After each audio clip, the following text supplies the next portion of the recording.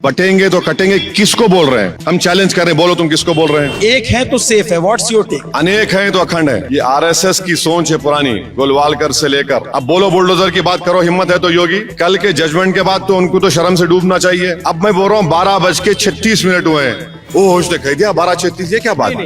एक होता है, आपने बोला 12:36, एक आपने कहा 15 मिनट बाकी है और फिर पब्लिक चेयर कर रही है। देखिए, मैंने कहा कि अभी 15 मिनट बाकी है और मीडिया को कहा कि 9:45 और घड़ी देखो। चील उड़ी तो बोलेंगे भैंस उड़ी। ये कैसी बात है? बोलिए आप। निकाह होना चाहिए, निकाह के बाद औलाद जब पैदा होगी, अब्दुल्ला होगा या फातिमा होगा, जब डिसाइड करेंगे नाम रखना, तो 20 तारीख को निकाह होगा। 23 को क्या नतीजा आएगा जब देखेंगे। मीडिया का लास्ट सवाल नहीं, मेरा लास्ट सवाल है अभी। मेरा लास्ट सवाल। नमस्ते, अभिनव पांडे नाम है मेरा और ललन टॉप की टीम चुनाव यात्रा पर है। चुनाव यात्रा महाराष्ट्र के संभाजीनगर, जिसको पहले औरंगाबाद के नाम से जाना जाता है, वहां पर है।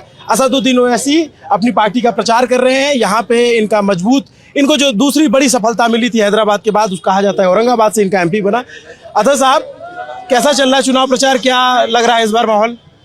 नहीं, हम काफी मुतमईन हैं, एतमाद है इंशाअल्लाह ताला। औरंगाबाद की इन दोनों विधानसभा की सीट पर यहाँ की आवाम नासिर सिद्दीकी साहब को और इम्तियाज जलील साहब को अपना नया आमदार इलेक्ट करेगी। वैसे साहब, एक चीज जानना चाहती है पब्लिक कि पिछली बार आपके कैंडिडेट ज्यादा थे। महाराष्ट्र के इलेक्शन में 44 सीटों पे आप लड़ रहे थे, इस बार आप सिर्फ 16 सीटों पे ही कैंडिडेट दिए। अब ऐसा है ना कि ज्यादा लड़े तो क्यों लड़े, कम लड़े तो क्यों कम लड़े, तो अब इसका तो कोई जवाब नहीं है। पार्टी अपनी स्ट्रेटजी के लिहाज से, अपने फीडबैक के लिहाज से डिसीजन लेती है। तो मीडिया को और हमारे जो अपोनेंट्स उनको बड़ा तजस्सुस रहता है, क्यूरोसिटी रहती है। भाई, हमारी पार्टी का फैसला है, हम हरियाणा नहीं लड़े, समझे ना? तो ऐसा है।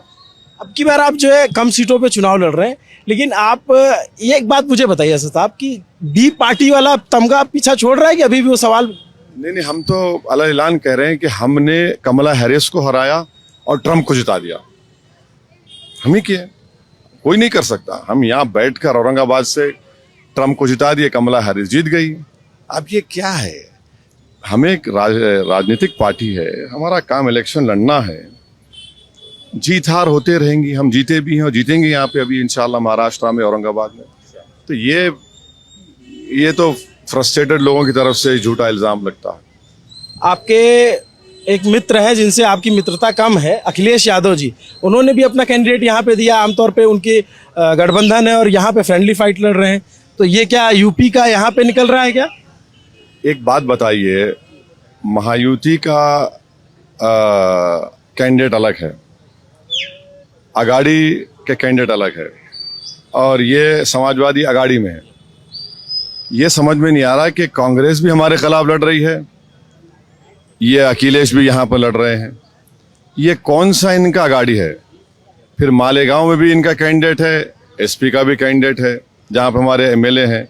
धूलिया में फारूक शाह एमएलए हैं, वहाँ पर भी उनका अगाड़ी कैंडिडेट है और एसपी का कैंडिडेट है।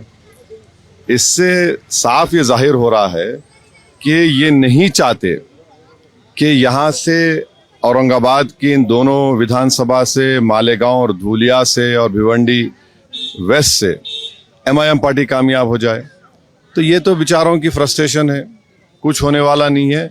बदतरीन तरीके से लोग हारने वाले हैं, देखना है, इनको जमाने भी नहीं बचा पाएंगे इंशाल्लाह। अच्छा, एक बात ये मैं जानना चाहता हूँ कि जो पॉलिटिकल अभी रिमार्क्स आ रहे हैं, और खास करके आपका एक बयान आया और एक देवेंद्र फडणवीस जी का बयान आया, आपने सुना वो बयान उनका, जिसमें उन्होंने कहा कि औरंगजेब की विरासत पे कुत्ता भी पेशाब नहीं करेगा, इस टाइप का बयान दिया और आपने भी जवाब दिया। तो इस पे आप लोग इस तरह की फाइट क्यों है? भाई, कोई मेरा नाम लेके बोलेगा तो मैं कर्जा बाकी रख लूं? आप बताइए, कोई ललन टॉप को अनाप शनाप बक देगा तो आप अपने तरीके से क्लैरिफिकेशन देंगे ना।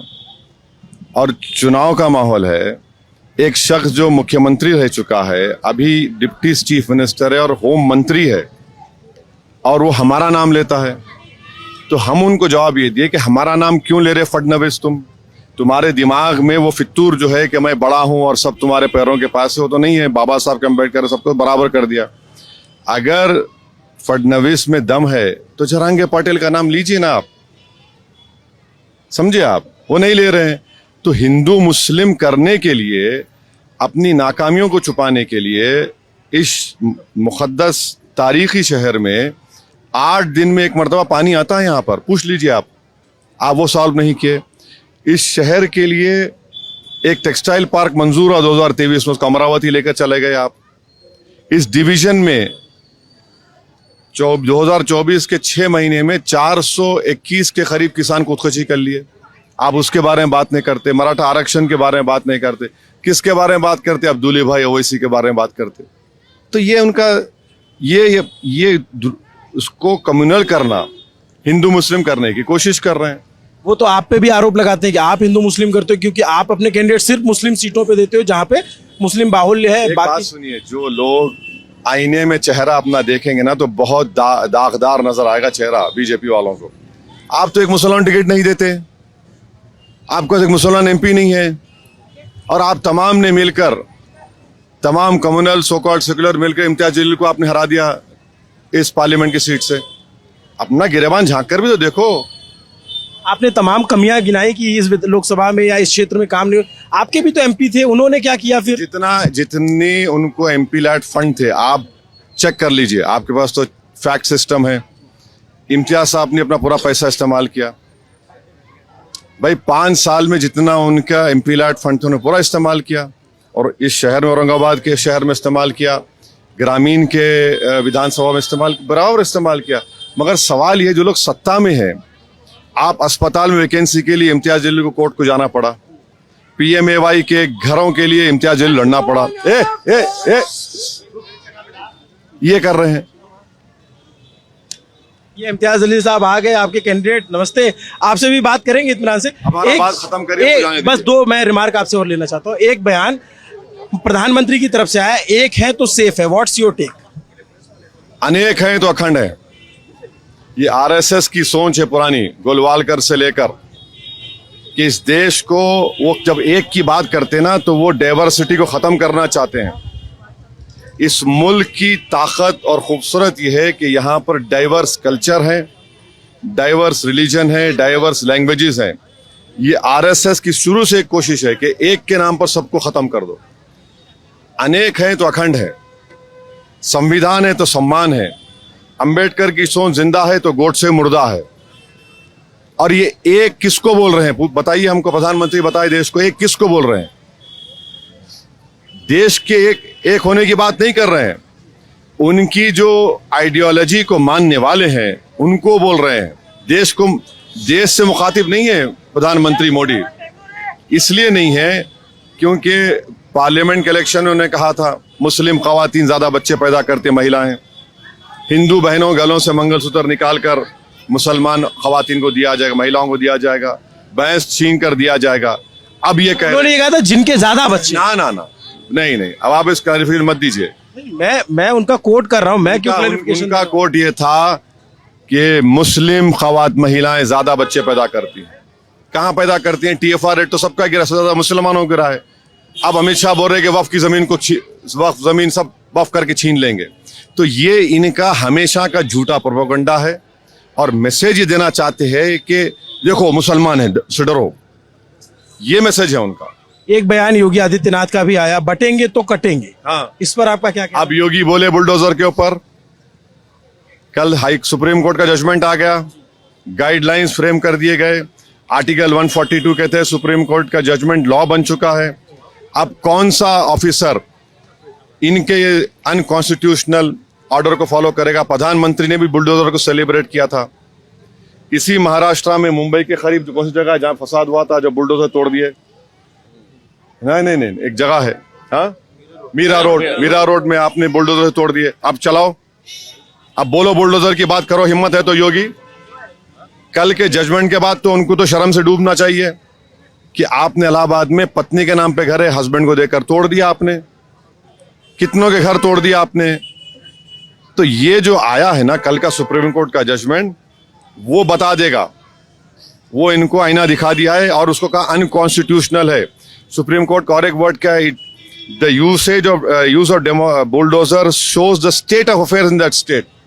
इससे बढ़ के क्या होना चाहिए उनको? बताइए आप।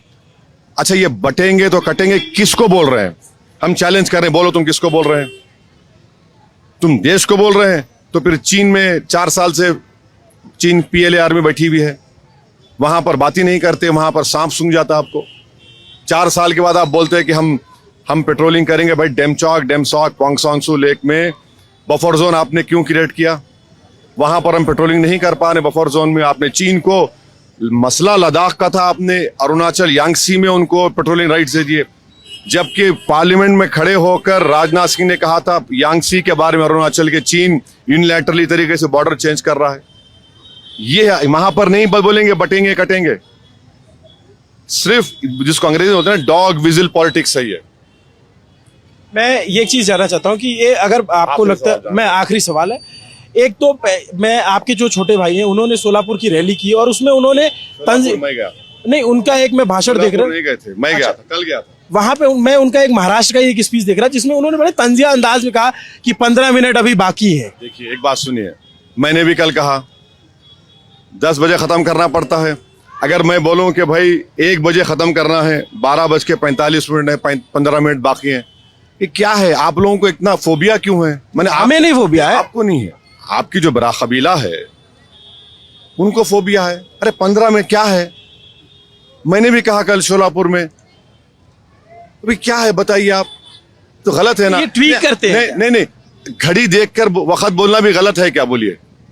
अब मैं बोल रहा हूँ 12:36 हुए हैं, ओ उसने कह दिया 12:36, ये क्या बात? नहीं, एक होता है, आपने बोला 12:36, एक आपने कहा 15 मिनट बाकी है और फिर पब्लिक चेयर कर रही है। देखिए मैंने कहा कि अभी 15 मिनट बाकी है और मीडिया को कहा कि 9:45 हो, घड़ी देखो, घड़ी देखो आप। अरे हर चीज को आप लोग, अबे चील उड़ी तो बोलेंगे भैंस उड़ी, ये कैसी बात है? बोलिए आप, तो गलत है ना? नहीं तो गलत है ना? नहीं ऐसा तो गलत है ना, ये तो गलत है ना, ये तो ज्यादती है ये तो।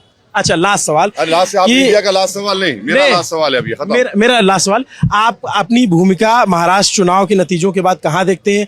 आप अघाड़ी के साथ जाएंगे, आप युति को समर्थन करेंगे, या अगर आप ये सवाल पुराना है। देखिए पहले निकाह होना चाहिए, निकाह के बाद औलाद जब पैदा होगी, अब्दुल्ला होगा या फातिमा होगा, जब डिसाइड करेंगे नाम रखना, तो 20 तारीख को निकाह होगा। 23 को क्या नतीजा आएगा जब देखेंगे। मगर आप हमारा रिकॉर्ड सुनिए, मैं इम्तियाज जलील MP थे 19 से 24 तक, बल्कि 2014 से 24 तक जो कोई बिल बीजेपी लाई हम चैलेंज कर रहे, हमने अपोज किया उसको। ट्रिपल तलाक को 3 बार लाया गया, अपोज किया। CAA के बिल को मैंने फाड़ दिया, वक्फ बिल को मैंने अपोज किया, UAPA के बिल को इंट्रोडक्शन पे अपोज किया, पासिंग के वक्त मैंने डिवीजन का मुतालबा करके अपोज किया। BNSS को मैं वाहिद MP था, इम्तियाज साहब थे, हम 25 मिनट का भाषण है, मैंने अपोज किया। और आप देखिए कल हम चोलापुर में भाषण दे रहे हैं, BNSS के 160 नोटिस हमको दे रहे हैं।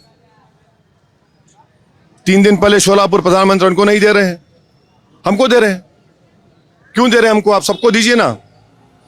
और ये बगैर रिटर्निंग ऑफिसर के परमिशन के पुलिस दे रही है हमको, क्या बताता है ये? हम आपको बता रहे हैं कि बहुत बड़ा मुद्दा इस चुनाव में महंगाई है।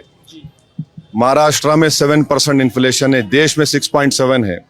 मीठा तेल कीमती, प्याज कीमती, मसूर की दाल कीमती, आलू की कीमती आसमानों को छू रही हैं। और फिर आप गैस का सिलेंडर 104 रुपये पेट्रोल, 75-80 रुपये डीजल। अब आप बड़े लाडली को मैंने 1500 दिया। अरे भाई तू 1500 दे के 1900 छीन ले रहा जनता के हाथ से, समझे आप? फार्मर सुसाइड 2023 में 2500 फार्मर सुसाइड हुए, उस पर बात ही नहीं कर रहे हैं। रूरल डिस्ट्रिक्ट, आप किसी ग्रामीण इलाके में जाइए, मराठवाड़ा में आप आए हैं, वहां पर जाइए, आप पूछिए कि लड़कों को बुलाइए तुम्हारी शादी क्यों नहीं हो रही। हाँ पूछिए, लड़कों की शादी नहीं हो रही है क्यों? क्योंकि उनको रिजर्वेशन चाहिए, उनको कोई गवर्नमेंट एम्प्लॉय चाहिए। ये है असल मुद्दा। तो फडणवीस प्रधानमंत्री योगी आके उसको कैसा चेंज करेंगे? ओवैसी का नाम लो। अरे भाई ओवैसी जानता है कैसा तुम्हारा टैकल करना तुमको, हम वो होने नहीं दे रहे दूरी के राजनीति। यहाँ जिस जगह पर हम खड़े हैं वहां पर ये मुद्दे हैं। मराठा रिजर्वेशन एक बहुत बड़ा मुद्दा है और हमारे विधायक जब जीत कर जाएंगे हम बराबर विधानसभा में लड़ेंगे मराठा रिजर्वेशन के लिए। Thank you. ये असदुद्दीन ओवैसी साहब जो यहाँ पे औरंगाबाद में